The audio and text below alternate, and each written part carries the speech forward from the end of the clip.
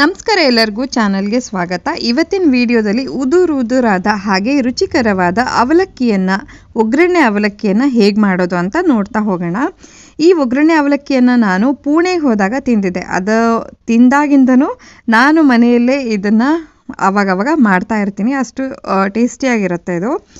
ಇದರಲ್ಲಿ ಮೇಯ್ನ್ ಏನು ಅಂದರೆ ಅವರು ಈರುಳ್ಳಿಯನ್ನು ಮಾತ್ರ ಬಳಸಿ ಮಾಡುವಂಥದ್ದು. ಇದು ಬೇರೆ ಯಾವುದೇ ಒಂದು ತರಕಾರಿಗಳನ್ನು ಹಾಕೋದಿಲ್ಲ.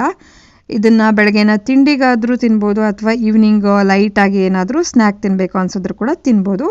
ಸೊ ಇವಾಗ ರೆಸಿಪಿ ಹೇಗೆ ಮಾಡೋದು ಅಂತ ನೋಡ್ತಾ ಹೋಗೋಣ. ನಾನಿಲ್ಲಿ ದಪ್ಪ ಅವಲಕ್ಕಿಯನ್ನು ತೊಗೊಂಡಿದ್ದೀನಿ. ಇದು 4 ಜನರಿಗೆ ಸಾಕಾಗುವಷ್ಟು ಇದೆ. ಮೊದಲಿಗೆ ಇದನ್ನು ನೀರಲ್ಲಿ ಈ ಥರ ಕ್ಲೀನಾಗಿ ತೊಳೆದ್ಬಿಟ್ಟು ನೀರನ್ನು ನಾನು ಬಸಿದು ಇಟ್ಕೊಳ್ತೀನಿ.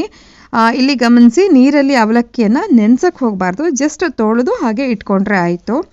ಈಗ ಒಂದು ಬಾಣಲೆಗೆ 1 ಚಮಚ ಎಣ್ಣೆಯನ್ನು ಹಾಕ್ಕೊಂಡಿದ್ದೀನಿ. ಅದಕ್ಕೆ ಫ್ರೆಶ್ ಆಗಿ ಇವಾಗ ತಾನೇ ಬಿಡಿಸಿಟ್ಕೊಂಡಿರುವ ಬಟಾಣಿ ಕಾಳುಗಳನ್ನು ಸ್ವಲ್ಪ ಉಪ್ಪು ಹಾಕಿ ಅದು ಸ್ವಲ್ಪ ಬಾಡೋ ತನಕ ಹುರ್ಕೊಳ್ತೀನಿ.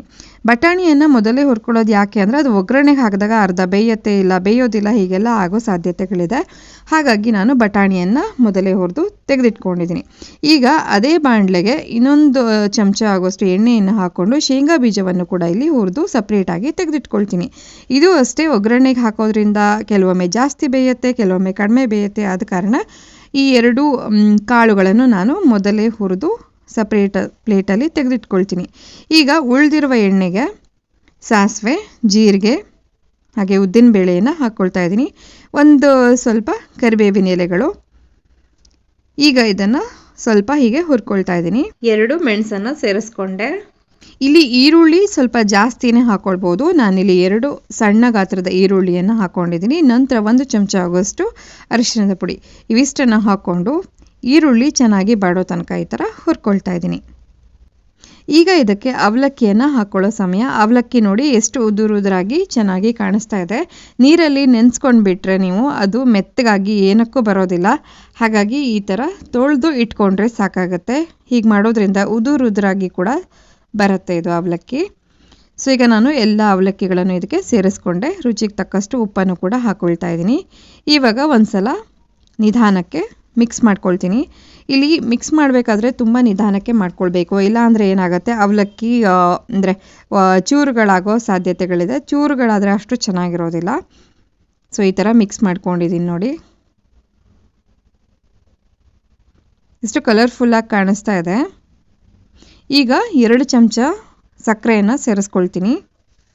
ನಿಮಗೆ ಸಕ್ಕರೆ ಸೇರೋದೇ ಇಲ್ಲ ಅಂದರೆ ಬೇಡ ಅನಿಸಿದ್ರೆ ಬೆಲ್ಲ ಹಾಕ್ಕೊಳ್ಬೋದು.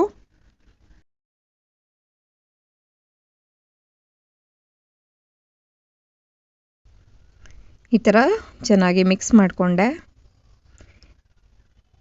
ಈಗ ನಾನು ಇದಕ್ಕೆ ಹುರಿದು ತೆಗೆದಿಟ್ಕೊಂಡಿದ್ನಲ್ಲ ಶೇಂಗಾ ಮತ್ತು ಬಟಾಣಿ, ಅದನ್ನು ಹಾಕ್ಕೊಳ್ತಾ ಇದ್ದೀನಿ. ನೋಡಿ, ಶೇಂಗಾ ಮತ್ತು ಬಟಾಣಿ ಹಾಕಿದ ತಕ್ಷಣ ಎಷ್ಟು ಕಲರ್ಫುಲ್ಲಾಗಿ ಕಾಣಿಸ್ತಾ ಇದೆ. ಸೊ ಇದನ್ನು ನೀಟಾಗಿ ಮಿಕ್ಸ್ ಮಾಡ್ಕೊಳ್ಳಿ.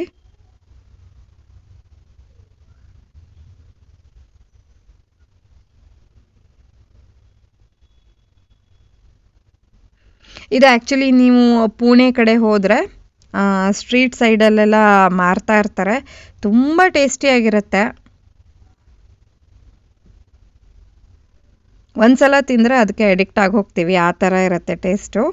ಸೊ ಇವಾಗ ನಾನಿಲ್ಲಿ 2 ಲಿಂಬೆ ಹಣ್ಣಿನ ಜ್ಯೂಸನ್ನು ತೆಗೆದಿಟ್ಕೊಂಡಿದ್ದೆ.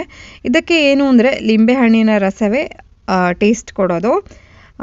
ಹುಣಸೆ ಹಣ್ಣಿನ ರಸ ಆಗಲಿ ಮತ್ತು ಯಾವುದೇ ಥರದ ಹುಳಿ ಪುಡಿ ಅಷ್ಟು ಚೆನ್ನಾಗಿರೋದಿಲ್ಲ.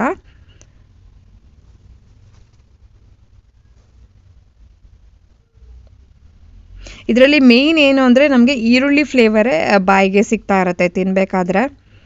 ಸೊ ನಿಮಗೆ ಎಷ್ಟು ಸಾಧ್ಯನೋ ಅಷ್ಟು ಜಾಸ್ತಿ ಈರುಳ್ಳಿ ಹಾಕ್ಕೊಂಡ್ರೆ ತಿನ್ನೋಕ್ಕೆ ತುಂಬ ಚೆನ್ನಾಗೇ ಇರುತ್ತೆ.